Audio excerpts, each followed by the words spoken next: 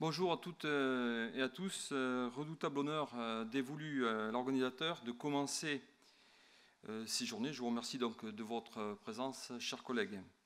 Comme vous pouvez le voir, et vous avez pu certainement le voir dernièrement, vous êtes particulièrement à l'honneur ces temps-ci. Il suffit de voir les reportages télé France 5 sur le métier de technicien biomédical. Certains d'entre nous ici présents ont participé d'ailleurs à ce reportage.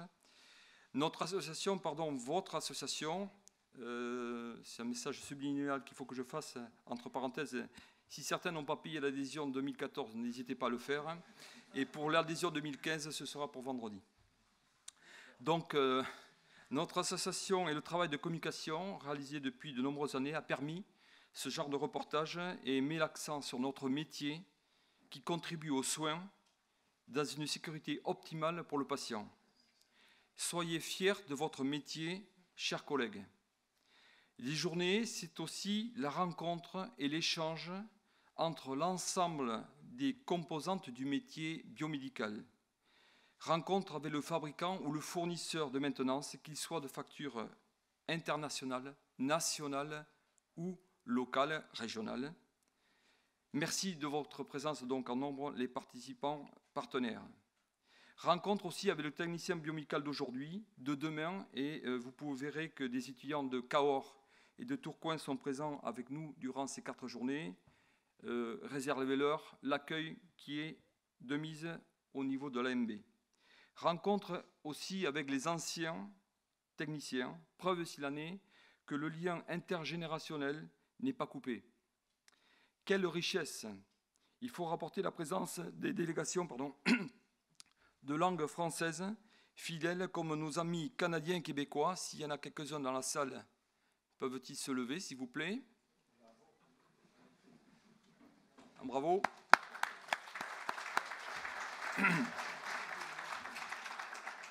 Merci à vous. Et vous autres, amis marocains, qui êtes venus spécialement aussi pour ces journées biomédicales, et c'est une première. Si vous voulez aussi bien vous lever.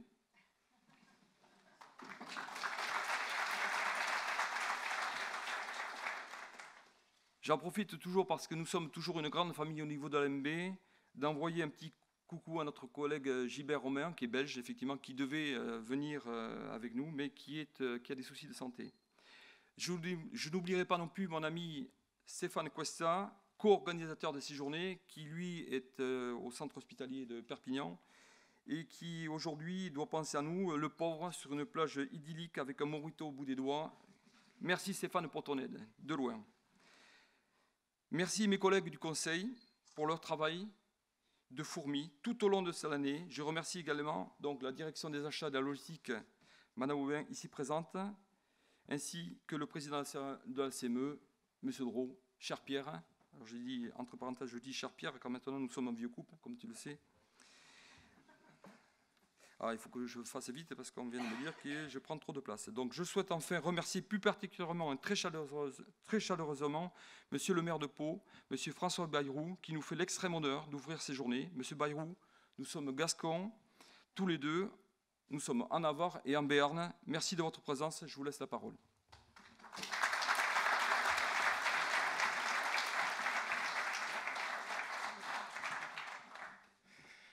Bien, je suis très heureux de vous accueillir. Je dois avouer que avant cette rencontre, je n'avais pas une idée précise de ce qu'était le métier de technicien biomédical et j'ai donc dû me renseigner ce matin pour apprendre que vous faites donc la maintenance, la réparation, le service des appareils qui sont tournés vers le malade et vers l'exercice du médecin.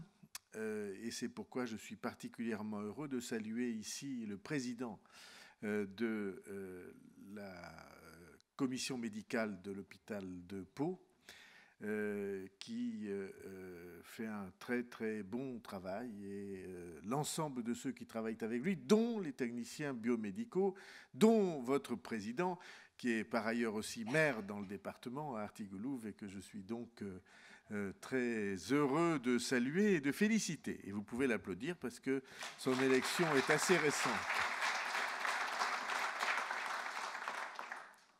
Bon, la ville est très heureuse de vous accueillir. Pour ceux qui ne la connaissent pas, et en particulier ceux qui viennent de loin, vous allez découvrir que c'est une très belle ville, une très belle région, tout à fait exceptionnelle par son patrimoine.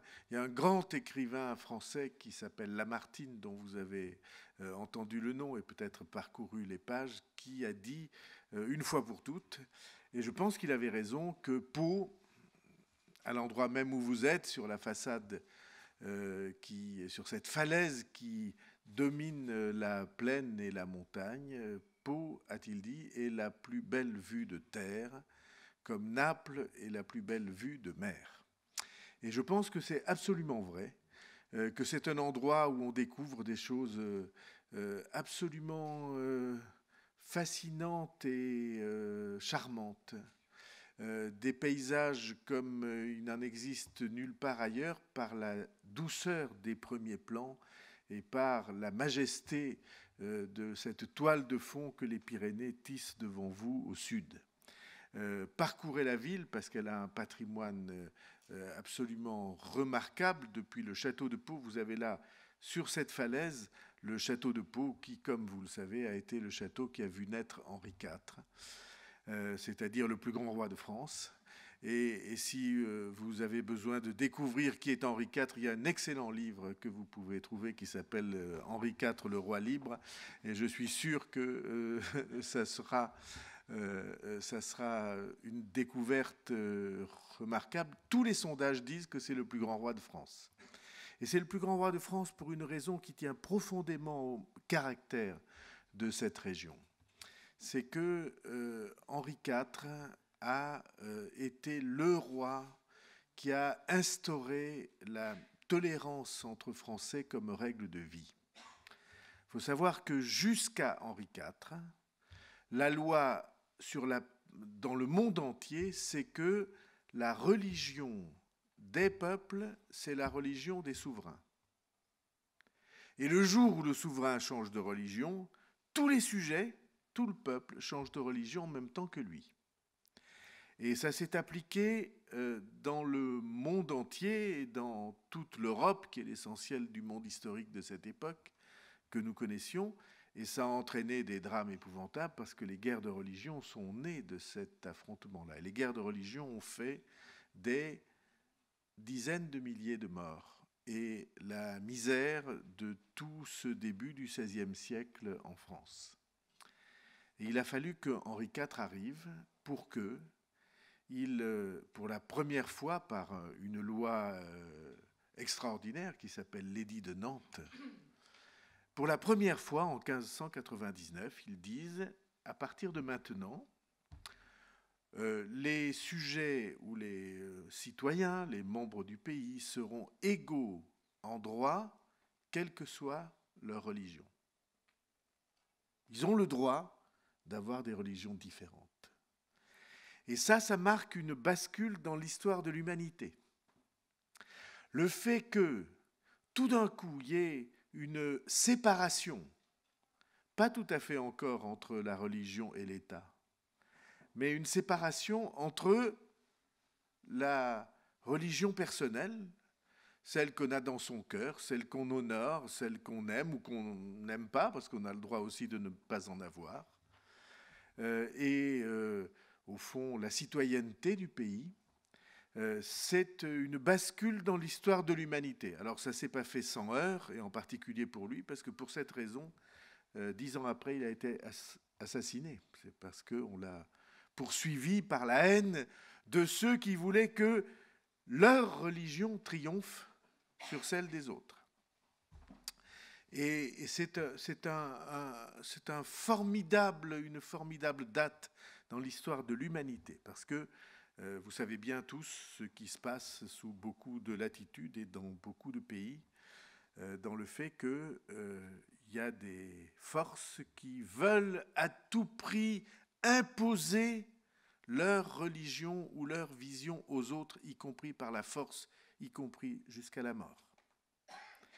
Et donc vous voyez à 4 siècles de distance quel a été l'apport de ce roi.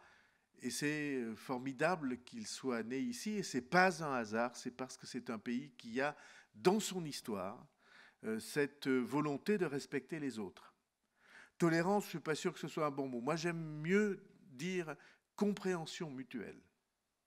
Le fait qu'on découvre, avec le temps, au fond, que l'autre, qui est différent de vous, qui ne croit pas tout à fait les mêmes choses, ou qui ne croit pas du tout les mêmes choses, cependant, il mérite le même respect. Et qu'il a la même légitimité que vous.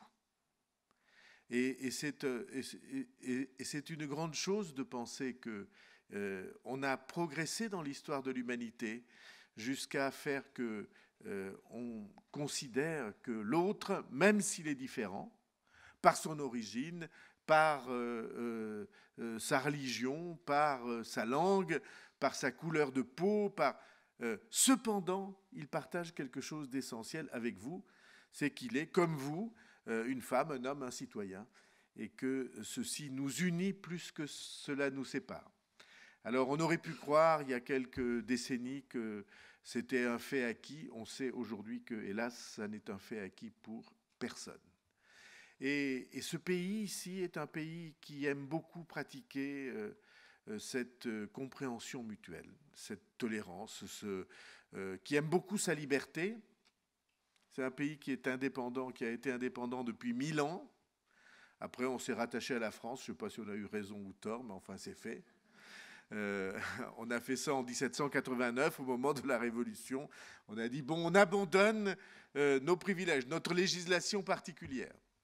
Mais nous étions un pays indépendant depuis 1000 ans, dans lequel on a une constitution écrite 500 ans avant que d'autres peuples y pensent.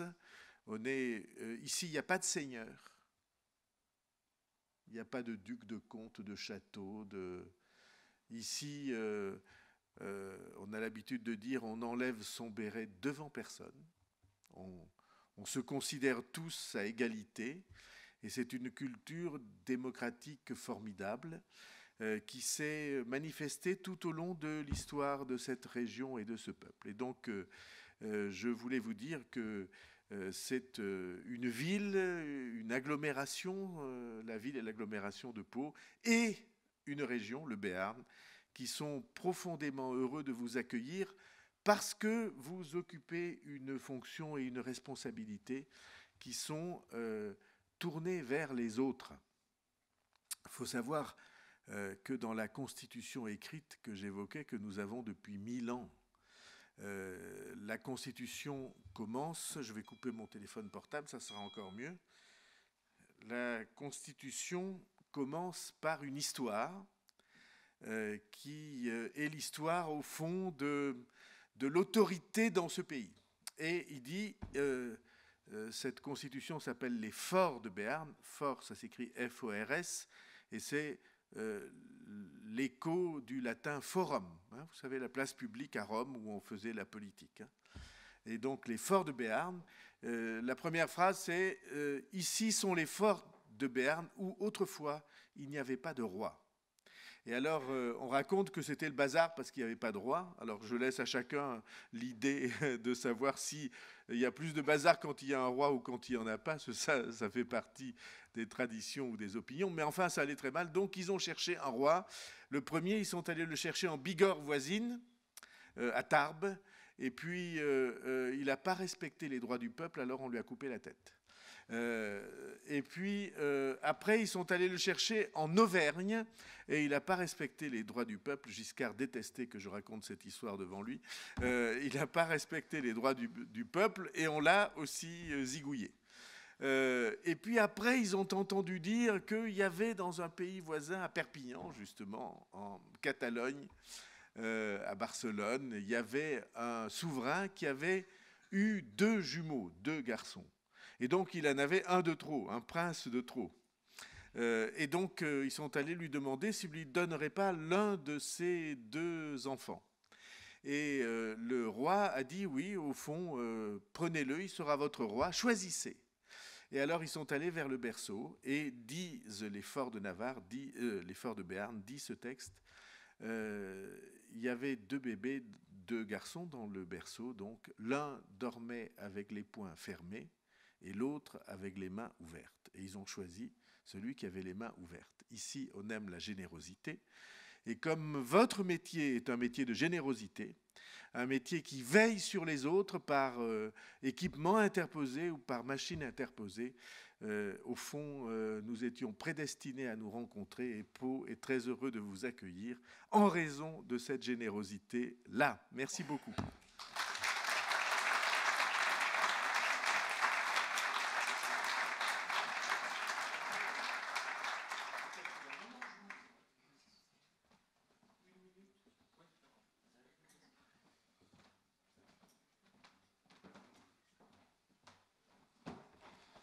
Bonjour à tous. C'est difficile de passer après vous, Monsieur Bayrou, parce que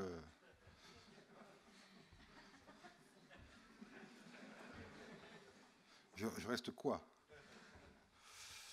Donc, je suis le docteur Jean-Noël Drault, je suis président de la commission médicale établissement. Vous travaillez tous, je pense, dans des établissements publics, ou en tout cas pour la plupart. Peut-être pas d'ailleurs, mais bon, vous savez ce que c'est qu'un président de commission médicale établissement, c'est le représentant de la communauté médicale auprès de la direction hospitalière. Et donc c'est un mandat que j'exerce maintenant depuis 3 ans, avec une certaine fierté, je dois le dire, et qui me permet effectivement d'être un petit peu au cœur de toutes les problématiques médicales de l'hôpital. Ce n'est pas tous les jours facile, mais d'une façon générale, j'y trouve beaucoup de satisfaction. J'ai accepté l'invitation de Jean-Marc pour venir vous dire un petit mot d'accueil, bien sûr qui ne sera pas aussi brillant que celui de M. Bayrou, mais j'ai accepté cette petite invitation tout à fait amicale pour 2 raisons principales. La première, c'est que je suis médecin réanimateur, donc comme vous le savez, dans un service de réanimation, on utilise beaucoup, et j'ai même tendance parfois à dire à mes infirmières qu'on les utilise trop. On utilise beaucoup tout ce qui est technologie biomédicale. Et je ne vais pas faire la liste ici de tous les matériaux et de tous les appareils qu'on utilise, mais ils sont extrêmement nombreux et ils contribuent évidemment, lorsqu'ils sont utilisés avec intelligence, ils contribuent évidemment à maintenir nos patients qui sont pour la plupart très fragiles en vie. Donc à ce titre-là, je pense qu'effectivement je pouvais intervenir aujourd'hui. J'en profite pour dire tout le respect, et je crois qu'il est réciproque, que nous entretenons, que la communauté médicale entretient pour l'équipe biomédicale du centre hospitalier de Pau. On n'a qu'à se louer de toute la relation qu'on entretient, de l'extrême compétence et de l'extrême disponibilité de toutes les personnes qui contribuent à maintenir tout notre parc biomédical en bon état de fonctionnement, et ce, la nuit, le week-end, les jours fériés, etc. etc. Et donc, je pense qu'en tant que réanimateur, je suis assez bien placé pour pouvoir vous adresser toutes ces félicitations qui, bien sûr, vont aussi à Madame Aubin, à Pierre Fuertes. Je ne suis pas encore un vieux couple avec Pierre Fuertes, mais on se connaît quand même maintenant depuis un temps. Et d'une façon générale, nous n'avons qu'à nous louer, et je parle au nom de la communauté médicale, nous n'avons qu'à nous louer de l'excellent partenariat que nous entretenons avec cette équipe. Et puis, je ne vais pas insister trop là-dessus, mais j'ai aussi accepté l'invitation de Jean-Marc, parce que c'est quelqu'un pour lequel j'ai beaucoup de respect, pour son engagement citoyen. M. Bayrou l'a rappelé. C'est pas facile d'être un acteur de la vie publique. Et donc, je te l'ai déjà dit, j'ai du respect pour cet engagement. Voilà. Donc, pour ces 2 raisons, j'ai accepté avec grand plaisir de participer et d'ouvrir ces journées. M. Bayrou vous a rappelé le caractère tout à fait ancien de la notion d'accueil en Béarn. Moi, j'en parle d'autant plus facilement que je ne suis pas béarnais d'origine et que j'ai donc bénéficié, il y a maintenant 14 ans, bientôt 15, de l'excellent accueil qui m'a été réservé. Moi, j'avais eu un parcours un peu exotique, parce qu'avant de venir ici, j'étais sous les tropiques, donc Puis avant, j'étais dans le nord de la France. Puis avant, j'ai fait mes études à Toulouse. Donc voilà, j'ai beaucoup bougé. Et là, maintenant, je ne bougerai plus parce que mes enfants ont pris racine. Et bien qu'originaires d'un pays étranger, parce que mes enfants, je les ai adoptés, aujourd'hui, ils sont plus béarnais que vous, monsieur Bayrou. J'en suis sûr. Autant. Plus. Voilà, donc je ne peux que vous remercier de votre présence, en particulier ceux qui ont fait l'effort, peut-être, de venir de loin, nos amis du Québec, nos amis du Maroc, et puis peut-être il y en a d'autres. Donc, ceux qui sont venus de France également doivent être remerciés. Je vous souhaite de belles journées. Je vous souhaite de progresser dans vos connaissances et également de profiter de ce bel endroit où j'avais d'ailleurs organisé un congrès en 2006, ça va faire maintenant 8 ans. Donc je connais bien l'endroit. Et puis également de profiter de la ville et si vous en avez l'opportunité de profiter de la région. Merci beaucoup et bon congrès.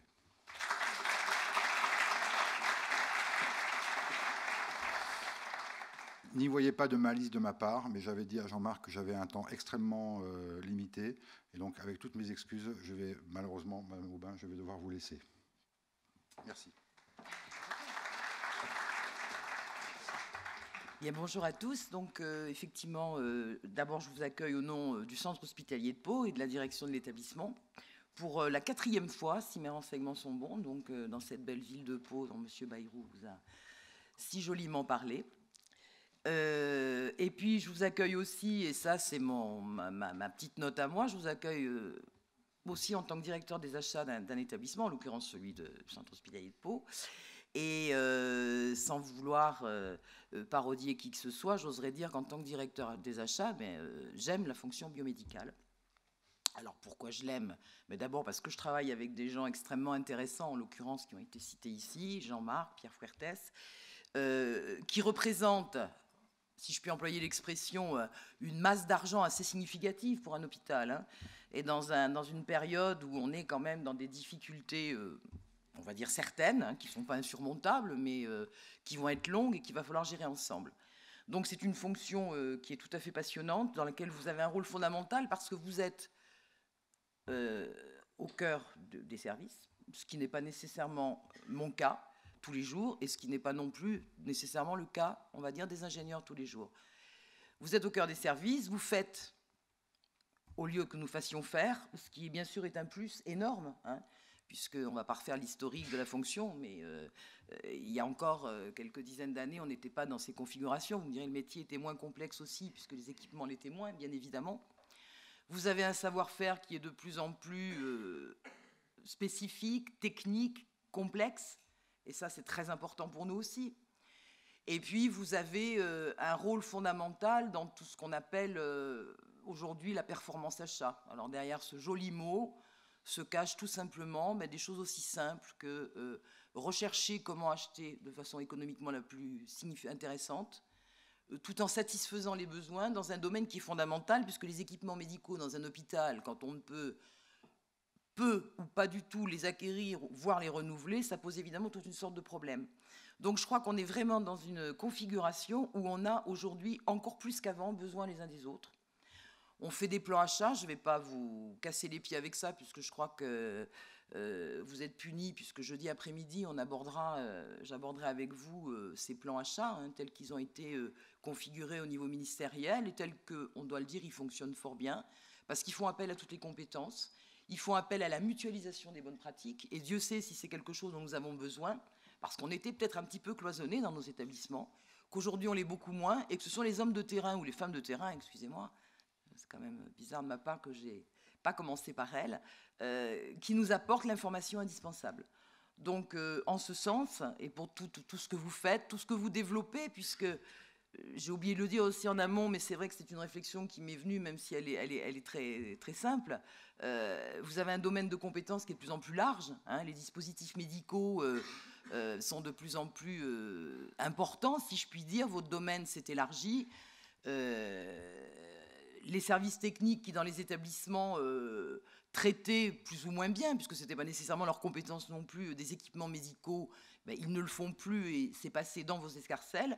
Donc je crois que élargissement du champ, une compétence accrue, un besoin de vos connaissances sur le terrain. Ça fait beaucoup d'ingrédients pour qu'on ait vraiment une occasion de très très bien travailler ensemble. Donc pour tout ça, je vous remercie. Et puis le programme de la journée prouve, enfin des 3 journées, pardon, prouve que on a à la fois du domaine technique, bien entendu, vous avez besoin d'échanger là-dessus, mais il y a aussi toute une série de réflexions qui vont un petit peu au-delà en matière de gestion et c'est très intéressant. Voilà, je vous remercie et je vous souhaite un excellent congrès.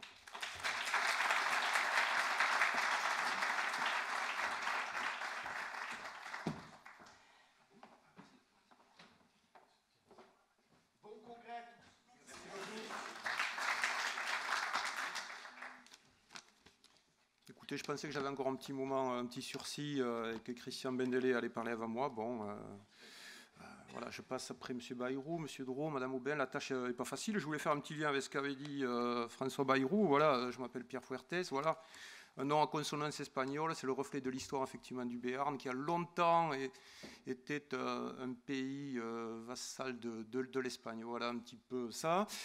28 ans que je travaille à l'hôpital de Pau, 28 ans que je travaille donc avec Jean-Marc Denax. On est resté là, on a longtemps hésité et puis on s'est dit où c'est qu'on pourrait aller. Et en définitive, on s'est dit on pourrait aller qu'à Naples. Ici, c'est la plus belle vue de terre. Où c'est qu'on pourrait partir? Voilà, Naples. On a hésité, on n'était pas très bon. L'italien, ce n'était pas notre langue fondamentale. Le système de fonctionnement, c'était pas ça. Donc en définitive, on est resté et on est très heureux effectivement de travailler depuis de si longues années au niveau de cet établissement. Effectivement, il est important qu'il y ait toujours des gens nouveaux qui arrivent dans les établissements. Ils amènent un sang neuf, ils amènent une autre vision. Mais je crois aussi qu'il est fondamental que dans les établissements, je veux dire, restent des gens qui ont l'historique de l'établissement, restent des gens aussi qui savent qu'ils vont être là, qui savent qu'effectivement l'établissement, qui savent que pour que l'établissement continue à vivre, il faut respecter certains modes de fonctionnement, certaines organisations, et que des projets sont à conduire. Et je m'inscris voilà, dans cette continuité, et au-delà de toutes les difficultés qu'il y a pu avoir dans le passé, et un avenir qui, sans faire le catastrophisme, comme me le conseille ma chère directrice, me paraît effectivement relativement difficile, qui va représenter un nouvel enjeu. Malgré tout cela, voilà, la motivation de travailler dans le service public reste pleine et entière. Bon, effectivement, c'est la 4e fois que nous nous retrouvons à Pau. Je ne sais pas, c'est peut-être la ville qui a reçu le plus souvent l'AMB. Et quand Jean-Marc me demande de participer à cette session d'ouverture, bon, voilà, j'ai toujours un petit malaise. Je me dis, parler en public, puis aujourd'hui il y avait François Bayrou, c'est assez difficile. Et cette fois-ci, voilà, en préparant ce petit mot d'accueil, au-delà du fait de vous souhaiter la bienvenue, de vous dire combien j'étais heureux de vous retrouver, j'ai balayé rapidement voilà, ce qui m'est venu à l'esprit, c'est effectivement les 20 dernières années, l'AMB, l'hôpital de Pau, et je me rends compte qu'au rythme d'une fois tous les 4 ou 5 ans, votre venue en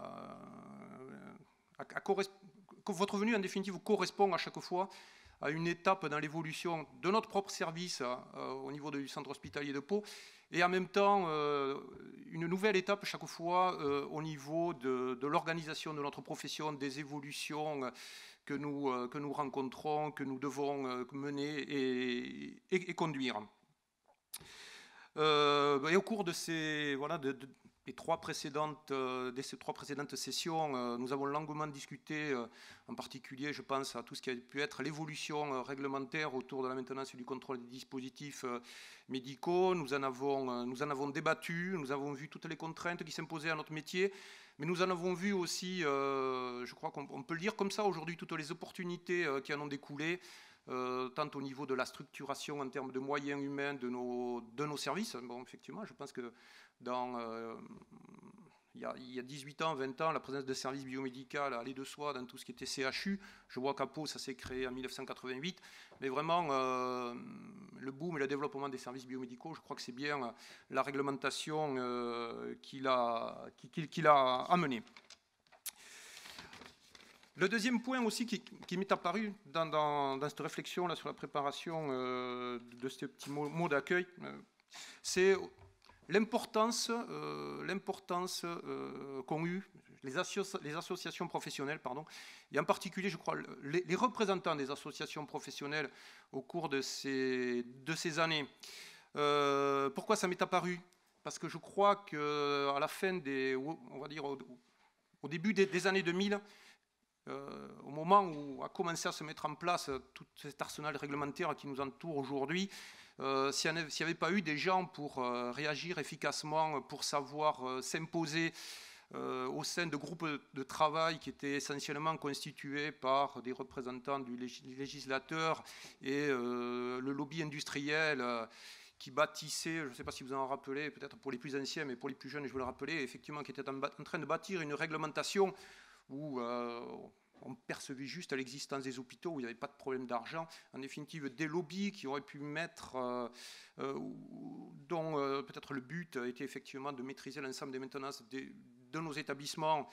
Mais s'il n'y avait pas eu ces gens pour réagir, et je pense beaucoup aux gens de l'AMB, effectivement, je pense aussi aux gens de mon association, avec la FIB, mais bon, là je veux souligner, effectivement, je l'ai vécu de près avec Jean-Marc Denax, l'investissement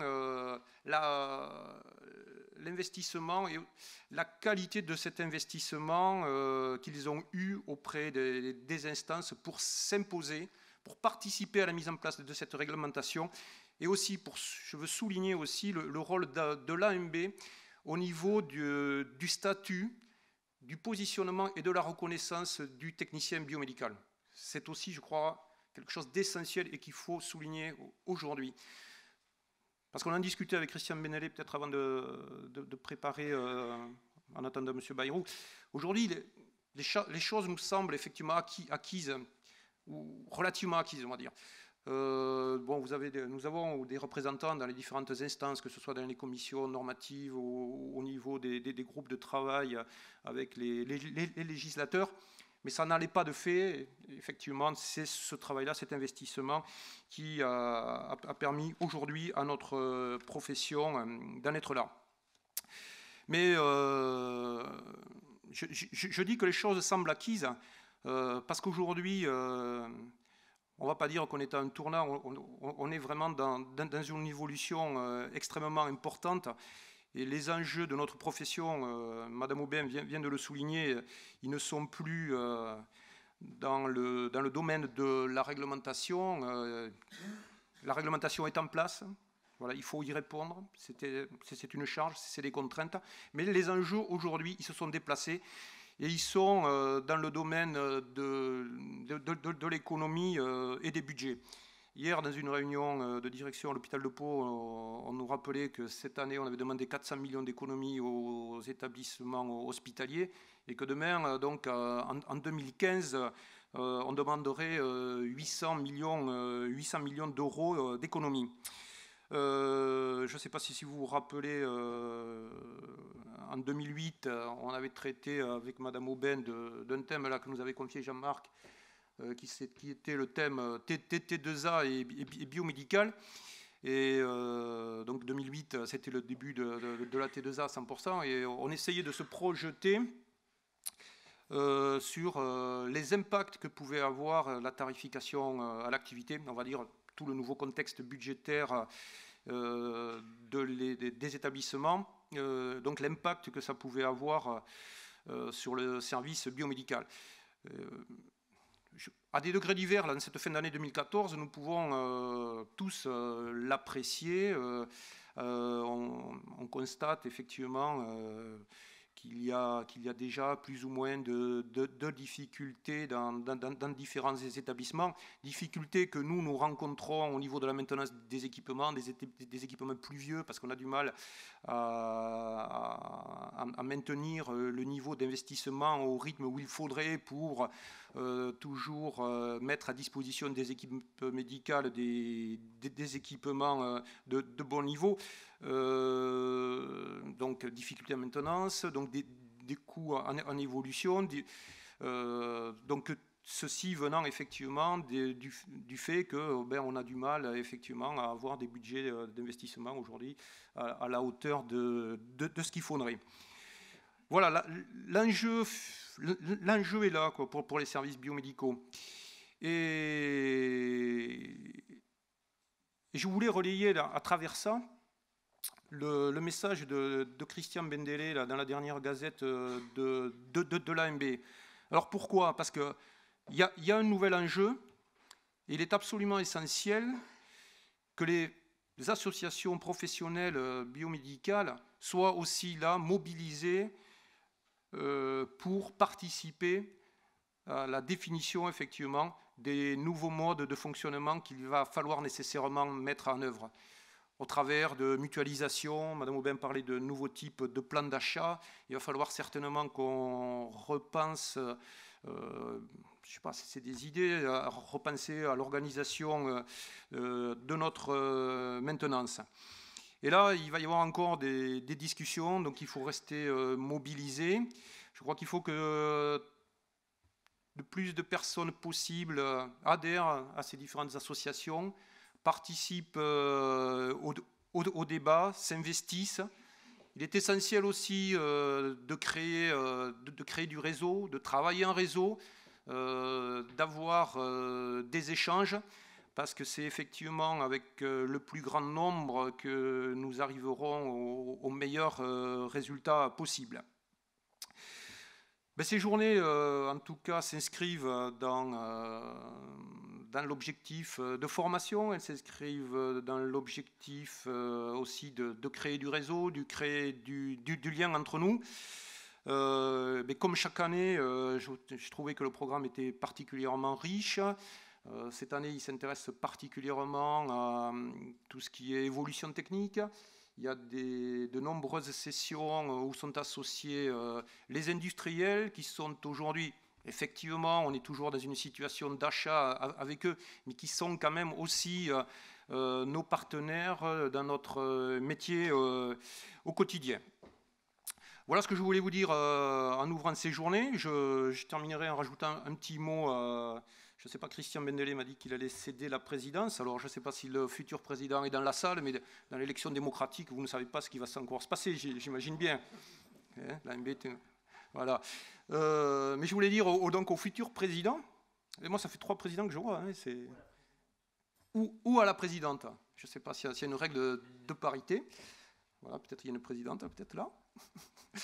Donc, ce que je voulais dire au président, c'est que quand Jean-Marc nous a dit qu'il se désengageait, il y a eu, voilà, c'était au cours d'une réunion de service, là, chez nous, il y a un petit froid qui est tombé sur service. Moi, j'ai senti, le pot sans l'AMB, c'est pas possible.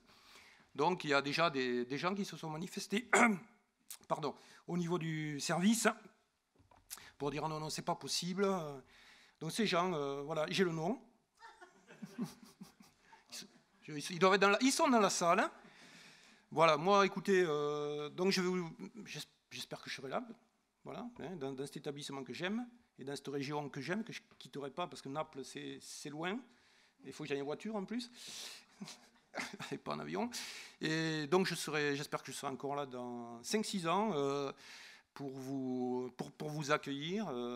Donc, prenez date, nous allons nous retrouver parce que nous avons beaucoup de plaisir à partager ces journées avec vous. Donc je vous souhaite un excellent séjour à Pau. J'espère qu'il fera beau, que vous verrez les Pyrénées et que vous aurez un petit peu de temps parce que vous avez effectivement un programme très chargé. Voilà. Je vous remercie de votre attention.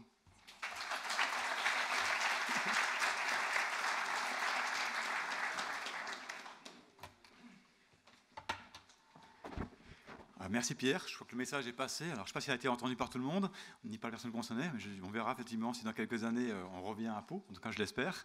On a initié récemment un petit partenariat, un embryon de partenariat avec nos collègues marocains ici présents, et leur président souhaitait dire quelques mots. Donc je lui laisse la parole quelques instants, et je la reprendrai après.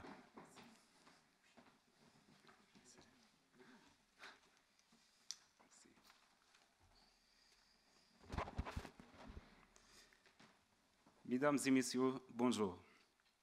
À l'occasion des journées techniques biomédicales organisées aujourd'hui, à l'honneur de la grande famille des biomédicaux et au nom de l'Association marocaine de maintenance biomédicale, je tiens à remercier l'Association des agents de maintenance biomédicale qui nous rassemble aujourd'hui à cet événement marquant. Le besoin de la valorisation des métiers des biomédicaux, la défense de la spécificité de la profession, de son image de marque, sont les objectifs derrière la création de notre association marocaine de maintenance biomédicale au mai 2013. Comme étant la première association qui regroupe les professionnels et les étudiants des domaines biomédicaux au Maroc. La motivation de placer dans un processus d'amélioration continue nous laisse s'engager de réussir nos objectifs à travers une collaboration avec tous les acteurs des domaines, la diffusion de l'information et la publication professionnelle et la participation aux différents instants professionnels et institutionnels au niveau national comme au niveau international. Aujourd'hui, l'Association marocaine de maintenance biomédicale s'inscrit dans un ensemble de projets qui visent principalement de faire des différents biomédicaux à un seul corps, car l'intelligence de groupe n'a pas de limite. Pour élargir son réseau, notre association souhaite avoir une forte collaboration avec les différentes associations actives dans le domaine biomédical, telles que l'Association des agents de maintenance biomédicale ici en France et l'ATGBM de Québec, qui font partager un ensemble d'objectifs en commun avec notre association d'une part et d'autre part pour bénéficier de leur réussite expérience. Sur ce, j'aimerais bien de faire partager avec vous une citation que j'apprécie beaucoup de son écrivain Henry Ford qui dit « Se réunir est un début, rester ensemble est un progrès et travailler ensemble est la réussite. » Merci pour votre attention.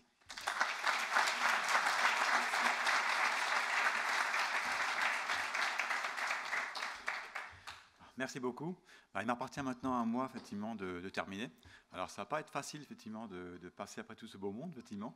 Surtout M. Bayrou, maire de Pau, qui était quand même un personnage particulier qu'on a accueilli chez nous et je suis très fier d'avoir vu aujourd'hui. Mais aussi, je remercie la direction de l'hôpital de Pau, par le directeur des achats, le président de CME, ingénieur médical, d'avoir accepté de venir, effectivement, nous retrouver à l'ouverture de ces journées. Je suis très fier, effectivement, de les avoir retrouvés ici. Je remercie aussi effectivement tous les stagiaires partenaires présents. Sans eux, ces journées n'existeraient pas. Une pensée aussi pour ceux qui ont organisé. Alors Jean-Marc Denarx, bien sûr, mais Stéphane Cuesta aussi, qui a été en duo avec Jean-Marc pendant quelques temps, même toute l'année, effectivement. Malheureusement, pour des raisons personnelles, il ne pouvait pas être présent aujourd'hui, on le comprend. Jean-Marc a organisé effectivement les 4e journées. Alors c'est son propre record qui a été battu. Je pense que ça va être difficile de faire mieux. On a maintenant une récurrence, je dirais, de en gros tous les 5-6 ans ici. Je me rappelle effectivement dans le train, quand je suis venu dimanche, j'ai un peu consulté les documents de 2008. Et j'ai retrouvé effectivement un article qu'il avait écrit après les journées en disant que c'était les dernières. Bon, 2008, c'était les dernières. 2014, c'était les dernières aussi. Peut-être en 2019 ou 2020 ou 2018, on recommencera encore une fois à Pau. En tout cas, on connaît bien les lieux maintenant. On a nos repères, on sait où on doit aller. Donc, si Jean-Marc ou un de ses collègues qui a entendu le message est intéressé, on est partant. Je dirais, pas de problème. Alors, Pau, c'est peut-être loin, effectivement, mais on peut faire le déplacement. En tout cas, merci à Jean-Marc. Merci effectivement aussi à son équipe qui travaille avec lui ici, qui lui donne un coup de main, qui continue de donner un coup de main aussi dans les jours à venir pour organiser les journées, l'atelier et autres. Je voudrais bien sûr remercier aussi nos collègues québécois qui, maintenant, depuis 4-5 ans, viennent régulièrement à ces journées. Alors, tout le monde connaît Nicolas, maintenant d'autres collègues sont venus aussi. Une pensée, c'est vrai, pour Gilbert Romain, que vous connaissez beaucoup, effectivement, tous, sûrement, qui est notre représentant belge, hein, qui vient aussi régulièrement, et qui, cette année, malheureusement, n'a pas pu venir pour des raisons de santé assez sérieuses quand même. J'espère qu'il se remettra et qu'il sera présent dans les années à venir à nouveau avec nous. Et bien sûr, les collègues marocains avec qui on a commencé un travail tout doucement, je veux dire, pour l'instant, pour les aider aussi à monter des structures au Maroc, qu'elles se développent à l'instar de celle de l'AMB ou de celle de la VTEB ou du Québec. Donc voilà, je voulais vous dire ces quelques mots. Pour moi, c'est une année particulière aussi. Déjà, j'ai fait un discours sans papier pour une fois. Je fais ça à l'intuition, on verra bien, on verra le résultat. J'ai pris la présidence de l'AMB en 2008, ici même, quasiment jour pour jour, parce que les journées 2008, c'était aussi du 14 au 17, comme maintenant. Et donc, j'avais dit à l'époque, effectivement, qu'au bout de 6 ans, j'arrêterais. Donc, je tiens parole, effectivement, j'arrêterai cette année, effectivement. La succession devra s'organiser. Je resterai bien sûr, effectivement, à l'AMB, je ne quitte pas pour autant. Mais c'est vrai que le groupe qui s'est formé depuis quelques années, alors c'est vrai que depuis que Jean-Marc a pris la direction en 2002, on a beaucoup évolué, s'est beaucoup amélioré. Je me rappelle les journées que j'ai organisées en 2002 à Strasbourg, on était beaucoup moins nombreux, beaucoup moins de stands. En l'espace de 12 ans, on a progressé, on a évolué. On s'est amélioré en termes de qualité de prestation, d'intervention aussi. Voilà. Donc en 2008, j'ai pris cette présidence en annonçant effectivement que j'arrêterai en 2014.